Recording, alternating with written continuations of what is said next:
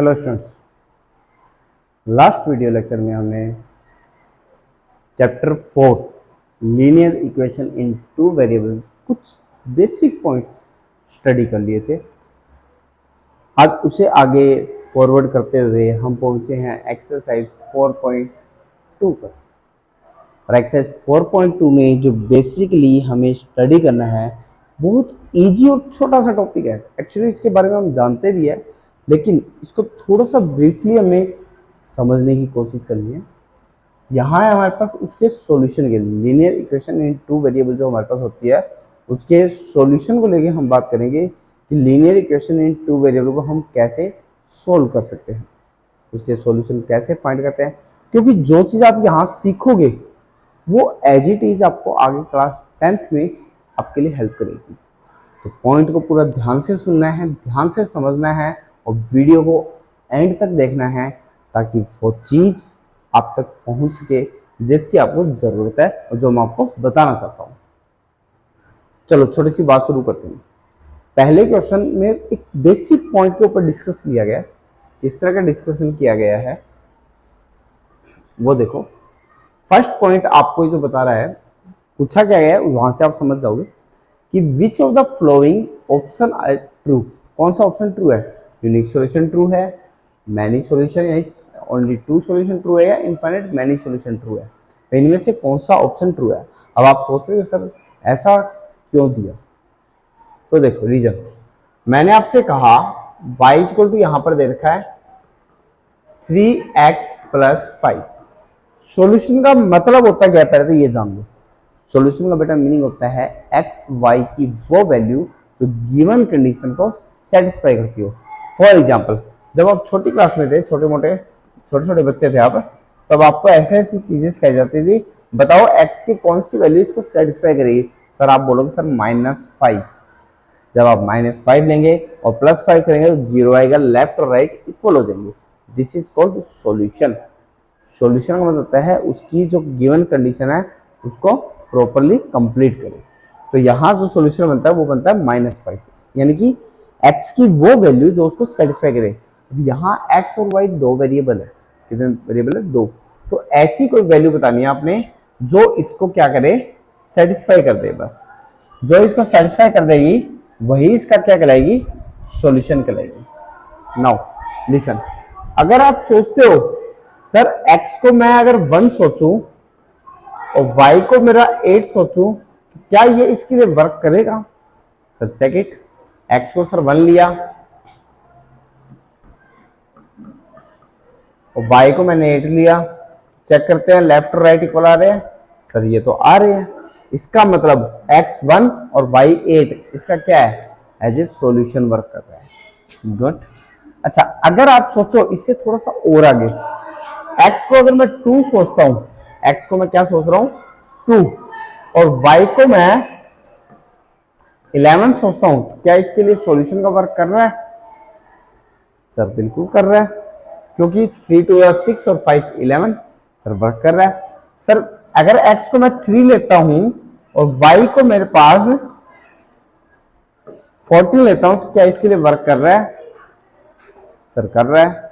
अगर मैं x को 0 लेता हूं और y को मैं 5 लेता हूं, तो क्या ये वर्क कर रहा है? सर कर रहा है। इसका मतलब सर यहाँ बहुत सारी चीजें हो सकती है x और y की वैल्यू। बिल्कुल, they have the multiple value. जैसे आपको छोटी क्लास में या कोई भी समझाने वाला ये भी समझा सकता है कि जैसे मैंने कहा x + y = 5, तो बताओ कब कब पॉसिबल है? आप कहोगे सर 1 4 भी पॉसिबल है और 2 3 भी पॉसिबल है। इस तरह से कहते हैं हम 0 5 भी पॉसिबल है, 5 0 भी पॉसिबल है। तो sir they are the many values for this question. इसके लिए बहुत सारी वैल्यूज आपके पास एक्स वाई की है जो इस कंडीशन को सेटिस्फाई कर रहे हैं। तो इट मीन्स अब मैं आपको एक छोटा सा आंसर बता रहा हूँ इसका, यहाँ पर आपको क्या सॉल्यूशन आना चाहिए। सर सीधा सीधा पता लग रहा है कि इनफाइनाइट मैनी सॉल्यूशन आएगा सर। अब मैं एक और बताता हूँ, देखो इसको बार बार चेक तो अपन नहीं करेंगे। अब मैं आपको कंडीशन देता हूँ कि जहां पर एक इक्वेशन एक वेरिएबल हो वहां यूनिक सॉल्यूशन होता है, एक ही सॉल्यूशन होता है। जहां दो इक्वेशन यानी कि नंबर ऑफ इक्वेशन आपकी ज्यादा हो जाए, सॉरी नंबर ऑफ वेरिएबल ज़्यादा हो जाए, नंबर ऑफ इक्वेशन कम हो जाए, यानी कि सर एक equation 2 variable, 3 variable, 4 variable, variable की संख्या ज़्यादा है, नंबर ऑफ इक्वेशंस कम है, तो वहां पर हमेशा मैनी सॉल्यूशन आता है। हमेशा क्या आता है? Many solution. जब नंबर ऑफ इक्वेशन और नंबर ऑफ वेरिएबल सेम हो जाए तभी आप क्या बोलोगे? यूनिक सॉल्यूशन बोलोगे। इट मीन सर 4 वेरिएबल के लिए 4 इक्वेशन, बिल्कुल सही। 5 वेरिएबल के लिए 5 इक्वेशन, जितने वेरिएबल उतनी नंबर ऑफ इक्वेशंस होनी चाहिए। तो यहाँ एक छोटी सी बात आप समझ लो, बाकी इसके बारे में ज्यादा गहराई आपकी 10वीं क्लास में आती है। अभी आपने सिर्फ ये समझना है कि इस इक्वेशन के इनफाइनाइट मैनी सॉल्यूशन क्यों है, क्योंकि यहाँ पर आपके पास सिर्फ 2 वेरिएबल है बट इक्वेशन एक ही है। It means they have infinite many solution. और फाइंड करके भी हमने देख लिया कि how to we can check it, right? Okay, शायद फर्स्ट क्वेश्चन आप तक पहुंच पाओगे। मैं कहना क्या चाहता हूँ, सर सेकंड की तरफ मूव करते हैं।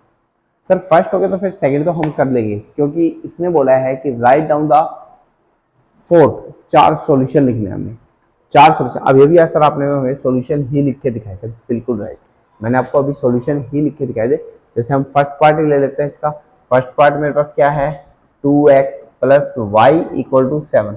मेरे को ऐसे 2 वैल्यू यहाँ सोचनी है आपने जिससे इनका सम 7 आए। बहुत आसान है। अगर आप x को 1 सोचते हैं तो ये बनेगा 2। x को मैंने सोचा 1, x को क्या सोचा? 1 सोचा, तो ये बना 2। 2 में कितना जोड़ू? 7 आ जाए सर 5, तो y मेरा कितना हुआ? 5। बिल्कुल राइट है। अब आप ये वैल्यू इसमें पुट करोगे तो देखोगे लेफ्ट और राइट इक्वल आ रहे हैं। अगर मैं x को सोचता हूँ 0, x को मैंने सोचा 0, जैसे x को 0 रखूंगा तो 0 2 जा 0। अब ये कितना रख दूं मैं? 7। ये कितना रख दूं? 7, तो मेरे पास सॉल्यूशन आ जाएगा सर, बिल्कुल आएगा। अगर मैं x को सोच लेता हूँ 2, तो मेरे पास y कितना सोचोगे बताओ बेटा? x को अगर हम 2 सोचे, 2 2 जा 4, 4 में कितना जोड़ू? 7 हो जाए सर, 3 जोड़ दो, आ गया ना। तो बहुत आसान है सॉल्यूशन फाइंड करना।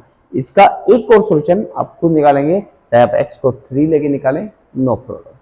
यानी कि you have infinite many solution, but इसने तो आपसे सिर्फ 4 मांगे हैं, सिर्फ 4 सॉल्यूशन ऐसे मांगे जो उस बात को सेटिस्फाई करते हो। तो आपने वैसे ही 4 सॉल्यूशन बताने, 0 1 2 3 4 लेट करो एंड आपके सॉल्यूशन आ जाएंगे। बस x को मैंने लेट किया, मेरा y अपने आप जूम होता गया और मेरे पास सॉल्यूशन डिजाइन होते गए। बहुत इजी सा पार्ट है। जैसे ये वाला पार्ट है, इस पार्ट में हमारे पास क्या दिख रहा है? अगर मैं y को 1 लेता हूँ तो x मेरा 4 आएगा, y को 0 लेता हूँ x मेरा 0 आएगा, y को 2 लेता हूँ x मेरा 8 आएगा, y को 3 लेता हूँ x मेरा 12 आएगा। That are the solution of this linear equation in 2 variable. ऐसे सेम ये है।